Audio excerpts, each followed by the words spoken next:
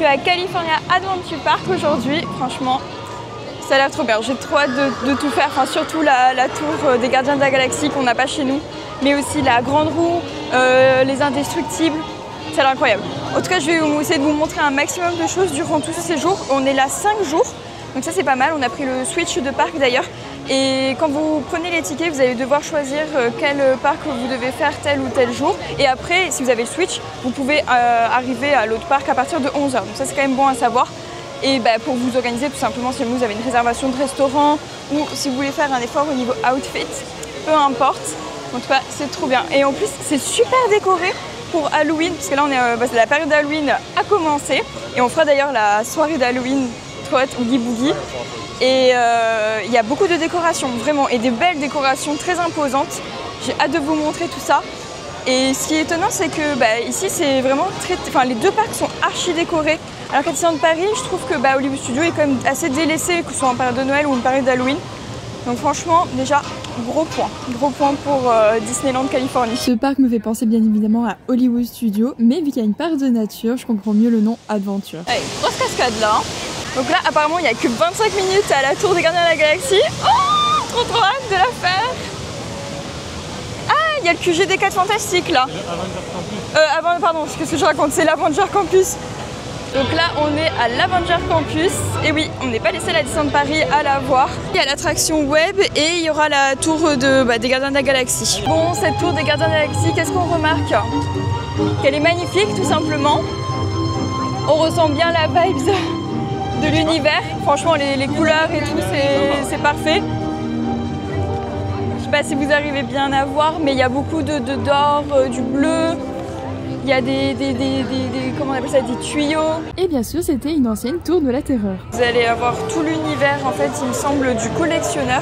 Enfin, vous savez, collectionneur, c'est dans le premier où il y a tous les créatures, enfin les extraterrestres, enfermés en fait dans les capsules. Alors, je ne sais pas ce qu'il fait avec. Je sais pas, c'est des traces de quoi? De roquettes? Ah oui, mais carrément, oui, en effet, c'est bien échappé là. C'est vrai, voilà, c'est exactement ce que je vous disais, c'est le toutou qu'on retrouve dans le 3 de Gardiens de la Galaxie. Ah, il collectionne pas que des créatures, il collectionne également des objets, bien évidemment. Je vous dis des bêtises. Et oui.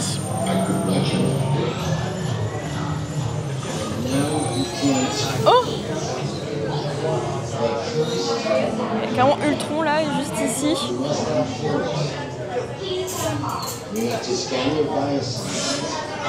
C'est lui le collectionneur, avec son assistante.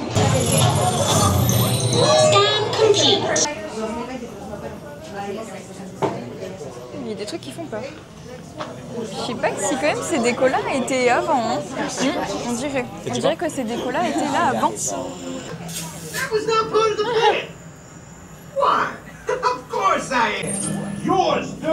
If you raise your hands, I get the clearance and the chaos begins. Alors je viens de finir l'attraction, franchement elle est pas mal du tout, super bien thématisée, il y a beaucoup d'écrans, d'effets sonores et tout. Ça tire pas mal quand on remonte, c'est surtout ça qui m'a marqué. Et après les descentes, elles sont cool aussi, franchement j'aime beaucoup. J'ai pas envie de dire de bêtises, j'ai pas eu l'impression qu'elle soit moins sensation forte que celle que chez nous. J'ai adoré, franchement top. Et bien sûr, on termine toujours l'attraction par une boutique. Et il y a vraiment des choses qu'on n'a pas, hein. Ça me parle pas du tout. Peut-être tu peux vraiment avoir la veste de Star-Lord. Hein chérie? Tu peux avoir vraiment la veste de Star-Lord et ça c'est... On a le masque de Dr Doom. Là c'est à 139 $ alors qu'il me semble qu'à Disneyland Paris c'est beaucoup plus cher. Allez comprendre. Oh là là, avec les musiques, c'est trop bien. Un rayon dédié à Groot. Oh, trop mignonne, c'est Eels. Et maintenant on rentre dans le parc principal, créé en 1955 par Walt Disney lui-même, et d'ailleurs c'est le seul parc Disney qu'il verra terminé de son vivant. On est parti pendant les festivités d'Halloween, donc forcément le parc était décoré de partout. Là actuellement on est à l'étage d'une petite voiturette qui passe à l'entrée de Main Street jusqu'au château. Franchement c'est trop bien. C'est ce type de voiturette qu'on a pris. Trop bien. C'est parfait pour surplomber en fait toutes les décorations et tout. On évite la foule. Vraiment pas mal. Et on se repose un peu. Ah, c'est parfait. Bon, là on se dirige dans la zone qui est thématisée sur la Nouvelle-Orléans. Trop hâte de découvrir ça plus en détail. Et voilà, on y est. Bon, déjà l'architecture, elle est fidèle au thème. Hein. J'aime trop. Ce qui est vachement mignon, c'est vraiment tout ce qui est terrasse au premier étage et au deuxième étage. Voilà, c'est vraiment choupinou quoi. J'aime trop. Là, l'outfit, il est parfait pour cet endroit. C'est vraiment, j'essaie de faire un truc un peu Tiana. Enfin voilà, ma robe elle est verte, on dirait une fleur de lotus avec les ears de la princesse Tiana. Let's go rentrer dans une boutique réservée à Tiana. Enfin, Tiana, vous avez compris, à la Nouvelle-Orléans. Ah, il y a ces beignets de partout, il y a des références à ces beignets de partout, à la cuisine, très cohérent, encore une fois. Hi! C'est trop beau. Ah, je retrouve des trucs que j'avais vus à Disney World. T'as vu, c'est celui qu'on a, bébé? Ouais. Ah, il est beau ce tableau. Enfin, ils sont tous beaux, de toute façon.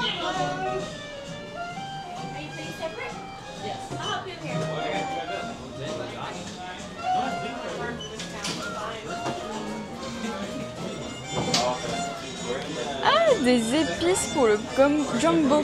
Gumbo. J'aime trop. Et oui, tu disais les ears avec le beignet. J'aime trop.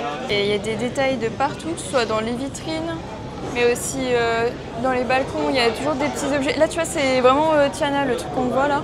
C'est quoi? Je sais pas, une citrouille, mais version Tiana, j'ai l'impression. Hein. Et les boutiques, elles sont trop belles. Et regardez-moi, c'est bon! Magnifique bon.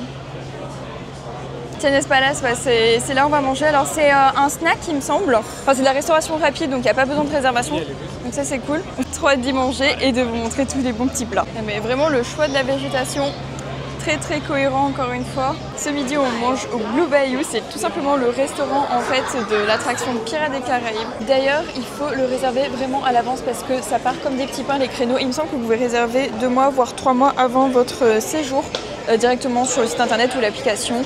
Et voilà, vous le réservez parce que c'est un des plus demandés, donc faites attention. Donc voici notre petite table au restaurant Blue Bayou. On a des lanternes de partout.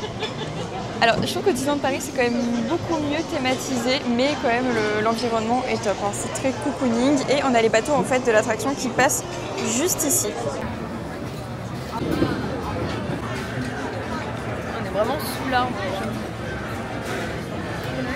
Yeah. So we will take 2 chicken gumbo.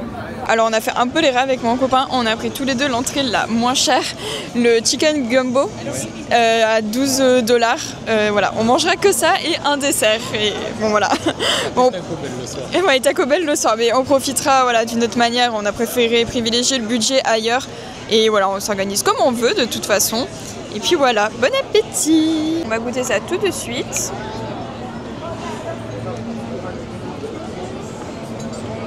Super bon. Ça pique légèrement.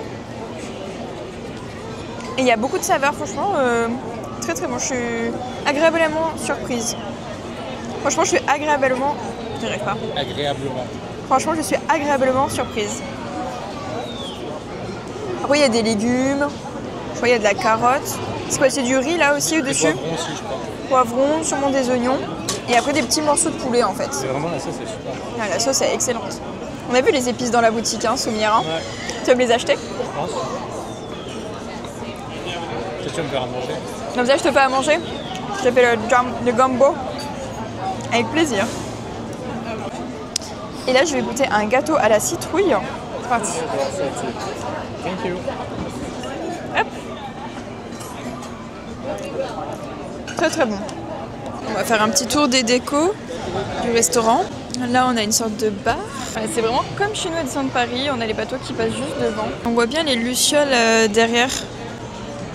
Vraiment ambiance bayou totale. Mais j'aurais rajouté un peu plus de végétation personnellement. Un peu plus de végétation et un peu plus de lucioles. Comme à Disney World, ils ont également l'attraction Tiana's Bayou Adventure. Mais j'ai l'impression qu'on est davantage mouillé, hein, donc faut faire attention. Je crois même j'ai vu des vidéos où les gens ils avaient carrément les pieds sous l'eau dans leur wagon. Donc je pense qu'on va prévoir des affaires de rechange et enlever peut-être les chaussures. Hein. Je sais pas si vous arrivez à voir là sur le gros tonneau, il y a la couronne de Tiana et il y a 2 petites étoiles, donc c'est Evangeline et Rey dans le dessin animé. Moi je vous conseille de faire l'attraction Tiana's Bayou Adventure à Disneyland Californie parce que c'est pas exactement la même, il y a beaucoup plus de descentes. Donc ça vaut le détour. Voilà, mais sinon il y a les mêmes cinématiques.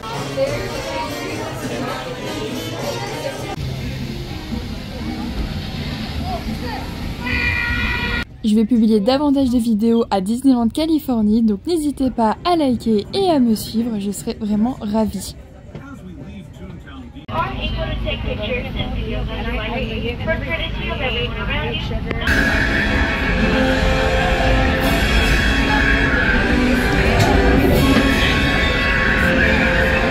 Incroyable.